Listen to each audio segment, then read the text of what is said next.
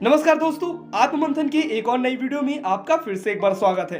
दोस्तों, आज की इस वीडियो में हम बात करेंगे ओवरथिंकिंग के बारे में। ओवरथिंकिंग आखिर होता क्या है, ओवरथिंकिंग के परिणाम क्या क्या है और ओवरथिंकिंग को कम कैसे किया जा सकता है। दोस्तों, यह वीडियो आपके लिए काफी लाभदायक एवं काम का होने वाला है, तो वीडियो को अंत तक देखते रहे।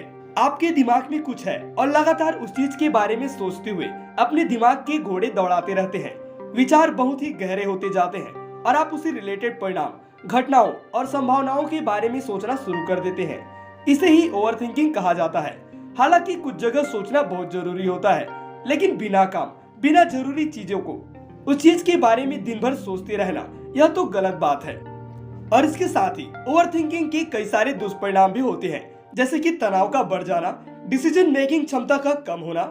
ज्यादा ओवरथिंकिंग और सोचते रहने से हमारे मस्तिष्क का निष्क्रिय हो जाना, अच्छी खासी जिंदगी खराब हो जाना, जीवन में नकारात्मक विचारों का भर जाना और मानसिक रूप से कमजोर हो जाना, कई सारे दुष्परिणाम ओवरथिंकिंग के होते हैं। अब सवाल आता है कि ओवरथिंकिंग को कम कैसे किया जा सकता है या फिर ओवरथिंकिंग से छुटकारा कैसे पाया जा सकता है। तो इसके लिए हम आपको कुछ प्रैक्टिकल टिप्स बताने वाले हैं, जिसको आपको अपने जीवन में अप्लाई करना होगा।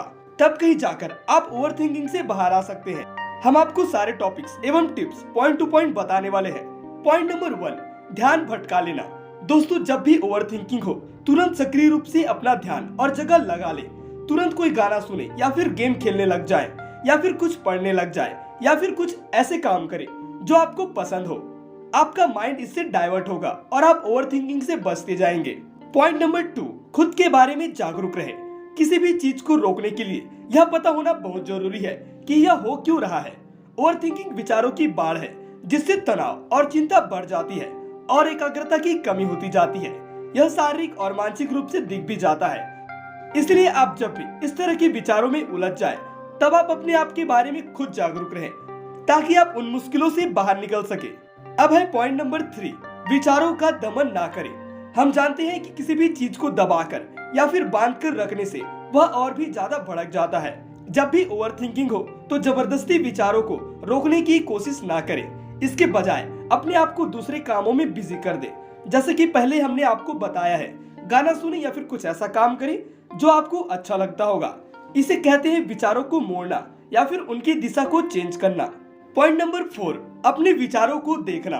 दोस्तों, व्यर्थ के विचारों में उलझने के बजाय आप अपने खुद के विचारों, खुद के प्रेक्षक को देखिए और उसे ऑब्जर्व कीजिए और खुद से कुछ बेहतरीन लाइन कहिए, जैसे कि क्यों बेकार में चीजों को सोचता है, छोड़ दे, जाने दे। इन तरह के विचारों को अपने दिमाग में लाए। यह आपको ओवरथिंकिंग से बाहर निकलने में काफी ज्यादा मदद करेगा। अगला है पॉइंट नंबर 5, रिमाइंडर सेट करें। दोस्तों, अपना दिमाग ऐसा होता है कि जब तक इसको दूसरे निर्देश नहीं मिलते, यह डिफॉल्ट मोड में चला जाता है या फिर काम करना बंद कर देता है।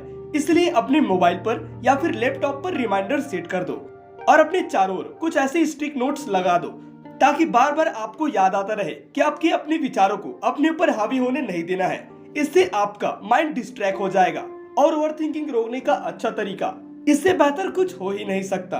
और अब है आखिरी और छठवां, ध्यान करना यानी कि मेडिटेशन।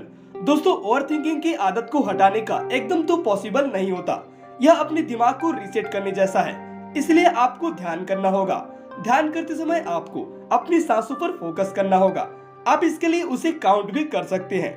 दोस्तों, ओवरथिंकिंग एकदम से खत्म होने वाली चीजों में से नहीं है, यह धीरे धीरे कम होता है। लेकिन एक दिन आप इन चीजों को अपने लाइफ में अप्लाई करके इन चीजों से बाहर आ सकते हैं। इसी तरह के लाइफ लर्निंग एवं मोटिवेशनल वीडियो देखने के लिए हमारे चैनल को सब्सक्राइब करिए। धन्यवाद।